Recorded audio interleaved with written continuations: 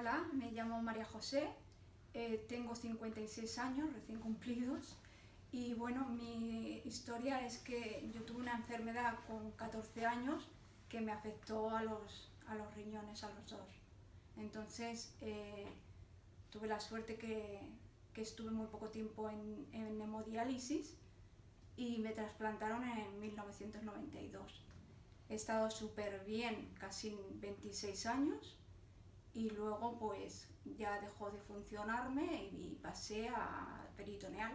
Entonces yo escogí hacer diálisis peritoneal, con la que realmente estaba muy contenta porque he estado durante 4 años súper bien, hasta que ya me dejó de funcionar la membrana y la opción que me quedaba era o hemodiálisis domiciliaria, que para mí también ha sido una buena opción.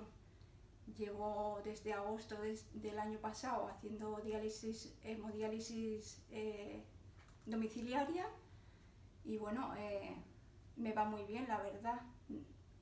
Lo único que la desventaja que yo pondría ahí, cuando empecé, pues que la tensión no acababa de controlarla, la tenía un poco baja, pero ahora parece que todo va bien. Yo, por ejemplo, puedo hacer actividades, soy bailarina, ¿no? Hago baile deportivo y con esto lo hago perfectamente. Yo hago la diálisis por la noche para poder ir a entrenar por las tardes y así por la noche duermo, me relajo y al día siguiente estoy como nueva, perfecta, hago mi vida normal, completamente. Y bueno, y todos mis títulos y eso lo he conseguido realmente estando en diálisis. Hacía la peritoneal, que yo me he llevado incluso la máquina los fines de semana para poder bailar, y perfecto, a mí no me ha impedido para nada hacer mi vida rutinaria de cada día.